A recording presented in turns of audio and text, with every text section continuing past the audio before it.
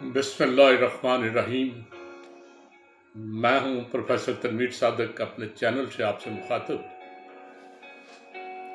यह खिता जहां हम रहते हैं जिसे पाकिस्तान कहा जाता है, 1947 से पहले ये एक बहुत बड़ी सरजमीन थी जिसका नाम हिंदुस्तान था। हिंदुस्तान 47 में दो बड़े टुकड़ों पाकिस्तान और भारत में तकसीम हो गया।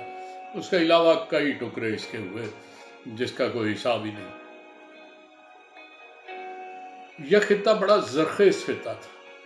इसने बड़े बड़े दानिश्वर पैदा किए, बड़े बड़े स्कॉलर। इत्तेफाक ये है कि हमारी हिस्ट्री थोड़ी सी यहाँ की कंप्लीट नहीं है, या कुछ हिस्ट्री में तासुब ऐसा आ गया है कि हमारे यहाँ अच्छा भला बंदा, बड़ी नेचुरल सी बात है कि हमारे 90% जो लोग यहाँ रहते हैं उनके आबा कभी हिंदू या बुद्ध थे जो कन्वर्ट होकर मुसलमान हुए। लेकिन अब भी हमारे यहाँ बड़ा अजीब रस्म है कि जिससे बात करे वो कहता है कि मेरा जो दादे का दादा और उससे बड़ा बुजुर्ग था ना, वो कहीं साद बिन नबी वकास आ रहे थे तो रास्ते में उसे छोड़ गए। मोहम्मद बिन कासिम आया था तो वो उन्हें घोड़े पे साथ ही बिठा के ले आया था। इस तरह की फर्जी दास्तानें बड़ी बन गई हैं। हो सकता है उनमें कोई एक आध सच्ची भी हो, लेकिन ज़्यादातर मिथ्स हैं, ज़्यादातर फर्जी दास्तानें हैं। तो बहरहाल ये खिता कभी बड़ी ज़रख़ेज़ था and I am proud of it कि इस खिते ने बड़े अच्छे अच्छे इंसान पैदा किए। 600 कबल मसीह में मनु यहाँ का एक दानिश्वर था। उससे पहले यहाँ पे तफरकाबाजी नहीं थी। ये नहीं था कि कोई छोटा है कोई बड़ा है, बस सब एक जैसे थे। उस ज़माने में IQ नहीं था कि बंदा चेक करके कि फलां का IQ लेवल क्या है, लेकिन दानिश्वर लोग जो थे ना, वो अपनी अक्ल-ओ-फहम से लोगों को अंदाज़ा लगा लेते थे कि वो उस आदमी की कैपेसिटी कितनी है और वो क्या कर सकता है। तो उन्होंने कहा कि हमारे यहाँ जो लोग हैं ना वो 4 तरह के हैं, चनाचे उन्हें उसी हिसाब से उनसे काम लेना चाहिए। सबसे पहले उसने कहा कि वो शख्स जिसपे जहानत हो, हिकमत हो, उसे ब्राह्मण का नाम दे दें। ये शख्स शऊर रखता है, ये शख्स लीड कर सकता है, ये शख्स पढ़ा सकता है, लोगों को गाइड कर सकता है। इसे माशरती जो ज़िम्मेवारियाँ हैं ना, उसके काबिल बनाना बड़ा ज़रूरी है। इसे तालीम इस अंदाज से दी जाए कि फर्दर लोगों को तालीम दे, माशरे की क़यादत करे, माशरे को सिखाए और पढ़ाए। तो पहला उसने तबका ब्राह्मण करार दिया। फिर उसने कहा कुछ ऐसे लोग भी हैं जो ज़रा जरी हैं, बहादुर हैं, मुकाबला करना जानते हैं। कहीं दुश्मन ने हमला कर दिया तो वो सामने खड़ा होना जानते हैं, उनमें शुजाअत है। तो जिस शख्स में शुजाअत हो उसे उसने खत्री का नाम दिया। चनाचे ये जंगबाज थे, इनको कबीले के दफा पे लगाया जाए, चनाचे वही किया गया। उसके बाद तीसरा तबका वो था जो मेहनत कर सकता था, जो किसान के तौर पे खेती बाड़ी कर सकता था, जो कारोबार के तौर पे कारोबार को संभाल सकता था। इतनी अकल वो इस्तेमाल कर लेता था कि किसी कारोबार को रन कैसे करना है, चलाना कैसे है।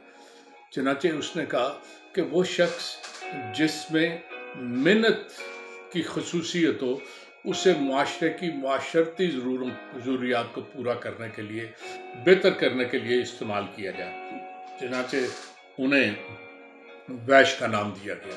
तो पहले ब्राह्मण थे जिन्होंने लीड करना था, खत्री थे जिन्होंने दफा करना था, लड़ना था, तीसरे वैश्य थे जिन्होंने माशरे की बेहतरी के लिए कोई अमल करना था। एक चौथा तबका था जिसमें अकल फहम कम थी, सोच कम थी, मेहनत वाली बात कोई नहीं, लड़ाई झगड़े से अवॉइड करते थे।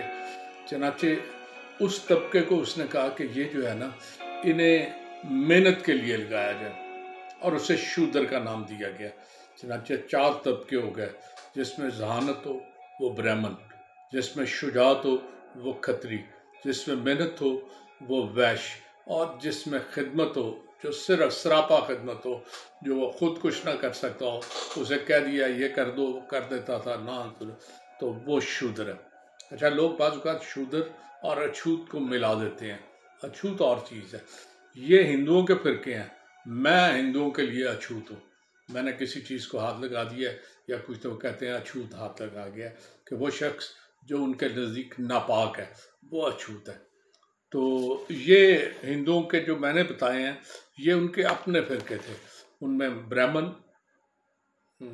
खत्री, वैश्य और शूद्र, ये उनके अपने। इसके अलावा भी चंद छोटे तबके जो आप इंडस्ट्रियल तबके कहते हैं, इन्हें शहरों में नहीं, शहरों से बाहर रखा जाता था। इनमें कम्हार हो गया, नाई हो गया, ये शहर में आते थे, खिदमत अंजाम देते थे। जुलाई हो गया, ये छोटी जातें समझी जाती थी। ये 4 मेन जातें थी, और वो इंडस्ट्रियल जो तबका था ना, वो शहर से बाहर रह के ना, वो भी खिदमत ही अंजाम देता था। मंटो ने एक और बात कही, मनु ने एक और बात कही। उसने कहा कि कोई बंदा जो जन्म लेता है ना, तो लाजमी नहीं कि वो ब्राह्मण ही हो, वो शूद्र भी हो सकता है, उसके पेरेंट्स। लेकिन अगर वो ज़हीन है तो वो अपना बड़ा होके अपना रास्ता बदल लेगा, वो ब्राह्मण हो जाएगा। तो शुरू में यही होता रहा कि ब्राह्मण का बेटा अगर अच्छा नहीं है तो वो शूद्रों में चला जाता था, या झगड़ालू है तो खत्रियों में चला जाता। इसी तरह खत्री का बेटा भी अपनी जगह बदल लेता था। लेकिन चंद 100 साल गुजरने के बाद ये तफरीक ज़रा बिल्कुल मुस्तकिल हो गई। जो ब्राह्मण था उसका बेटा ब्राह्मण, जो खत्री था उसका बेटा खत्री, जो वैश्य था उसका बेटा वैश्य, और जो शूद्र था उसका बेटा शूद्र रह गया। अब ये तकसीम हिंदुस्तान में इतनी ज़बरदस्त तकसीम है कि लोगों को जीना मुश्किल हो गया है। लेकिन ये तकसीम वहाँ नहीं है, ये बेसिकली पूरे बर्रे सगीर का मजाज है, हर जगह है। पाकिस्तान में ब्राह्मण है, कौन है जो हमारी एलीट क्लास, वो ब्राह्मण है। कभी उसने देखा है, वो बात करते हैं तो ये भूल जाते हैं कि कभी उनके बुजुर्ग पांडे के तौर पे भी काम करते रहे हैं, या कुछ छोटा मोटे खेत की आबियारी करते रहे हैं। वो कहते हैं हम हुक्मरान थे, हुक्मरान ही पैदा हुए थे और हमारे बच्चे भी हुक्मरान ही रहेंगे। जो खत्री थे जिन्हें हिफाजत का, वो हमारी इस्टेब्लिशमेंट है, बिल्कुल उसी तरह।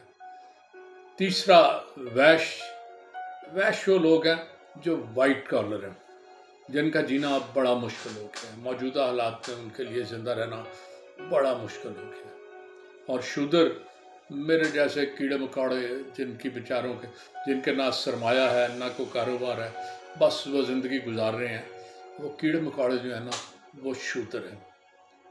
ये जो हमारी महंगाई मुआशी तौर पर, ये जो हमारा वैश्य तबका जिसे वाइट कॉलर कहते हैं, उसके लिए इतनी तल्ख उस महंगाई ने ज़िंदगी कर दी है कि आप सोच नहीं सकते।